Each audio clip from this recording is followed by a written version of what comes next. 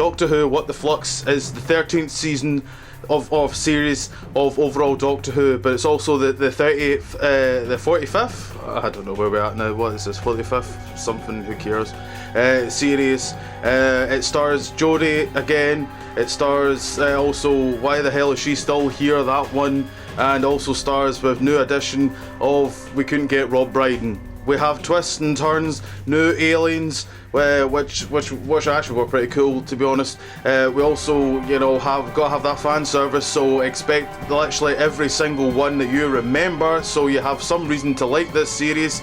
Yeah, you've got them, they're exciting.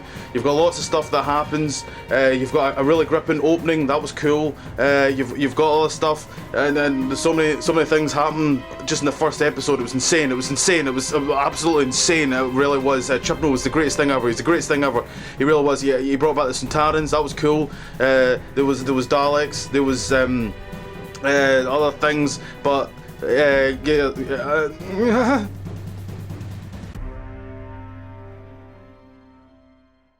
Well, hello all, it's that time of the year, depending what producer you have. Sometimes it's Easter, sometimes it's end of the year, but indeed, Doctor Who is back. Doctor Who, specifically, what the flux is going on? Well, that's what we're going to find out hopefully today. I'm going to say right now, this is going to be a two-part video that I'm doing. It's going to be a review of the first three for this one, and it'll be 4, 5 and 6 for the second part. I was thinking about doing a review for each episode, but I would have looked like I really just don't like this era whatsoever if I just simply did the first episode. So yes, I'm going to kind of break it down a little bit. I'm not going to go through the plots and the story. There will be obviously spoilers, I'm going to say that right now, but I just can't be bothered of going through the whole episode. There's much more intelligent people out there. If you want that, and for some odd reason not watch the episode, I guess, they're out there on YouTube, go ahead. I'm simply just going to say my likes and my dislikes of kind of each episode, and that's kind of roughly going to really be it.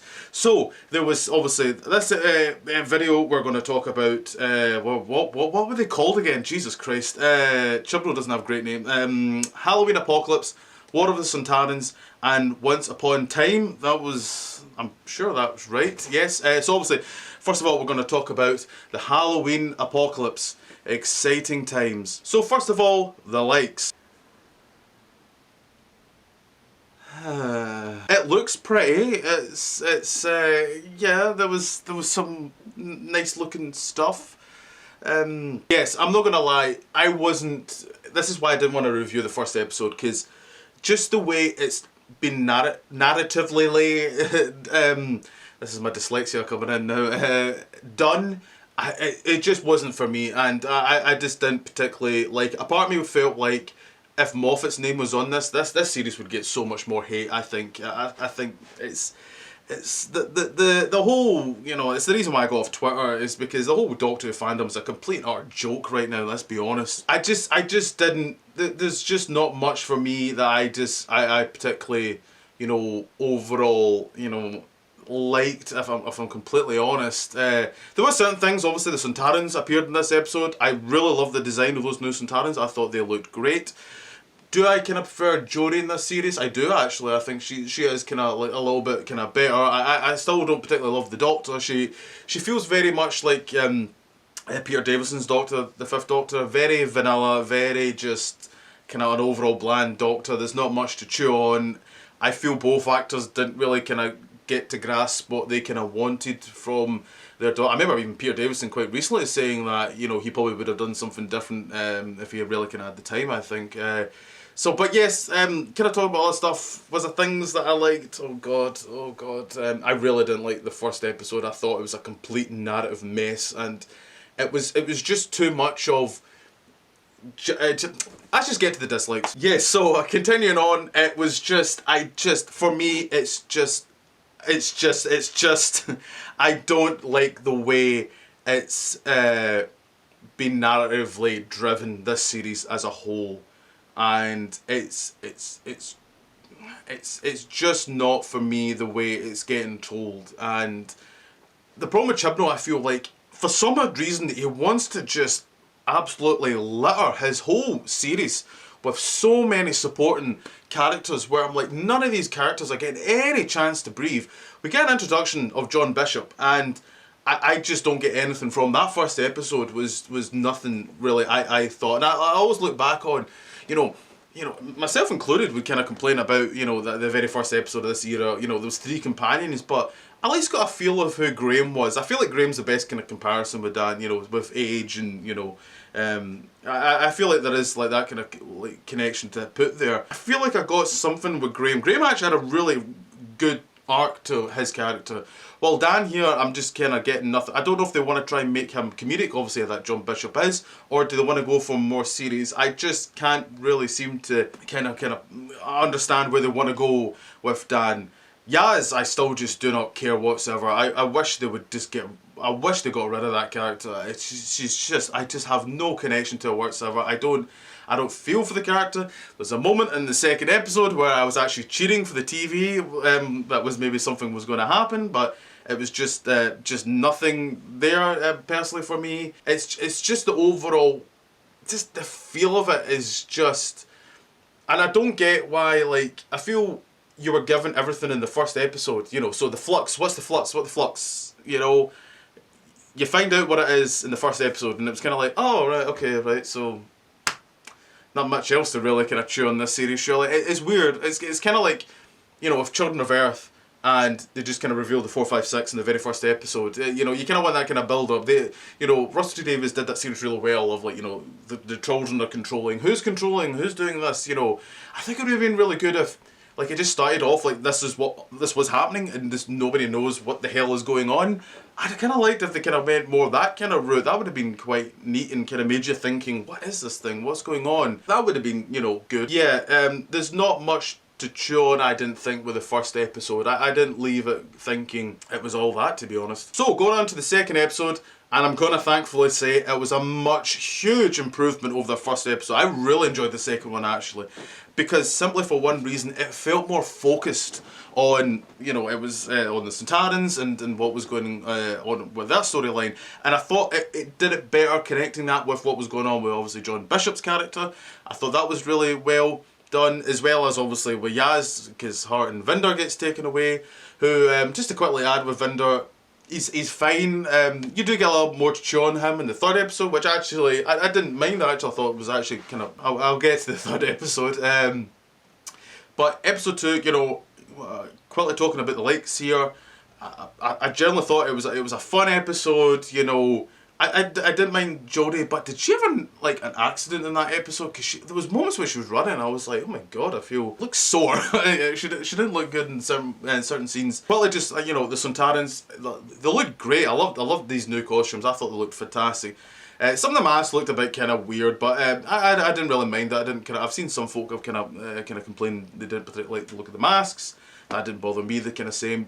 But I thought they looked great. It was great seeing Dan Starkey again. That was really fantastic. I thought it was great continuing him on. I thought it was a really nice touch there. But the kind of overall likes here is I thought it was, the way it was told was a little bit kind of more better compared to the first one, which was just, here, have this, have that, have this, have that. I'm like, oh, just give me an episode. Don't give me, It felt like a coming soon trailer. That's all the first episode felt like. It didn't feel like that was an episode I could maybe just watch on its own. Even though obviously this is a 6-part serial, but I still think an episode like this one, War of the Sontarans, I probably could actually watch this on my own and I'll be perfectly fine with it.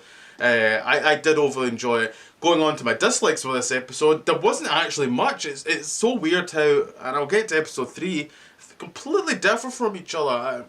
Episode 2 was really quite overall solid. I didn't really have overall many dislikes, to be honest. And this guy's kind of overall really it for the episode 2. I actually really thoroughly enjoyed War of the Sontarans. And lastly for this video was Once Upon a Time. And just kind of quickly say, because I've actually not mentioned them actually, to be honest, which is actually a bit of a shame because I should have, because they were the best thing about the first episode are the villains. The villains are really good in this series. They actually feel like a threat, and I really get that feeling that they are such a thing. Swarm and Mrs. Swarm, they are. Great design. The actual just design of them is fantastic. It's one of my favourites actually, I think. Definitely of the Chibnall era, and maybe New Who actually, I must say. Really nice design, I really like them, greatly performed. I forget the name of the actors, but they're both really good. I just think they give a good enough presence and threat. Overall in the 3 episodes actually, I think they've been really good. And obviously in the end of the second one there's the cliffhanger where they're insinuated they're going to kill off Yaz, and well, when I was sitting in the living room, all I was thinking was, do it! But obviously I had to compose myself and realise it's just a show. It's not all real Doctor Who. The problem with episode 3, it's oh god, I hated episode 3 so much. I really did not like it. I'm trying to give likes here. I did like what they did with Vinder. You know, we got a little bit more of him and his love. Forget her name. And good god, was me and my father trying to figure out her accent, because being Scottish, I was a bit like, it sounds like it's like down the road from where I am accent, but then it also sounds kind of Irish, and then I swear I thought I heard Cornwall as well kind of accent, so I was a bit like, I don't know, it was accents everywhere. I don't know, the north everywhere, London, Blackpool, I don't know, it was very confusing where it was. But episode 3 just felt like fan service the show. It really did. Oh, here's Daleks, here's the Cyberman, here's all these, and it's just like, oh, just give me a story here, goodness sake. It was just all, it just felt, I just don't like this type of storytelling. And again, as I says, if Stephen Moffat's name was on this, I think this story would be a lot more hate. And I just didn't like that whatsoever. This is meant to be my likes, isn't it? I'll give you my big like. The Roof Doctor came back, or the Fugitive Doctor, it's up to yourself. I do really like Jo Martin. I think she's, and I've seen her in quite a few interviews, I think she's quite charming, to be honest. And yes, I'm one of those folk, I generally prefer her than Jodie. I think she brings off a better presence and persona than hers, you know. Even though so many folk say, you should support both. I don't care. If I like something, I'll like it. If I don't, I don't. That's what it is. That's opinions. Crazy idea these days. I just really love the costume as well.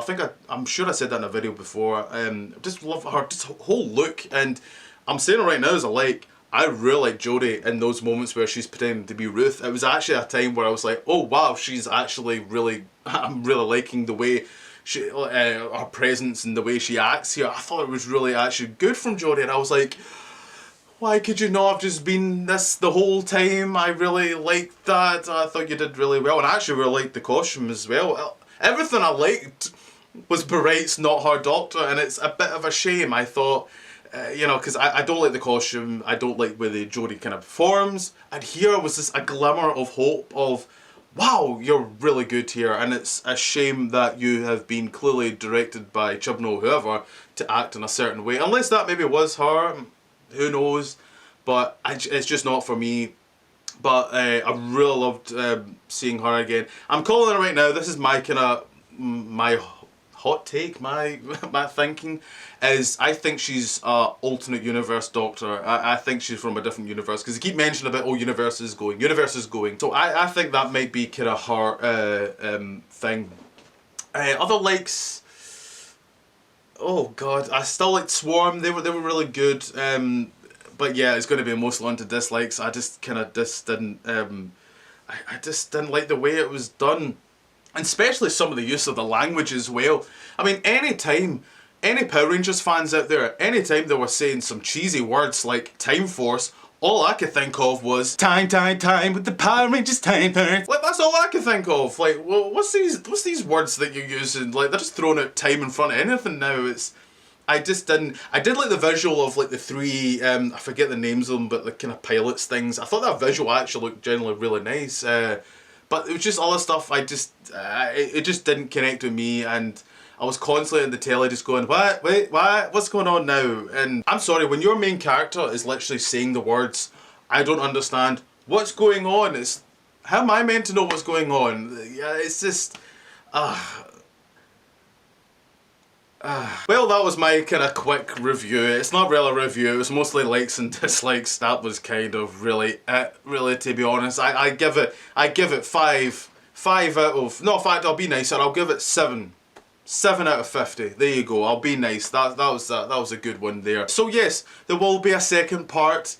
Hopefully a lot of this will make more sense. I'm sure it will. I'm actually holding faith for Chibnall. Overall, this actually, it has been overall fun though, to be fair, which I think has been lacking in the past two series. So, you know, here's hoping whatever happens then, I will be back again with a part 2. So until then, you can like, comment, share, subscribe. Doctor Who fans, because you probably clearly like what I'm saying here right now. I can't wait for that, what I'm going to get from this, but who knows. Goodbye.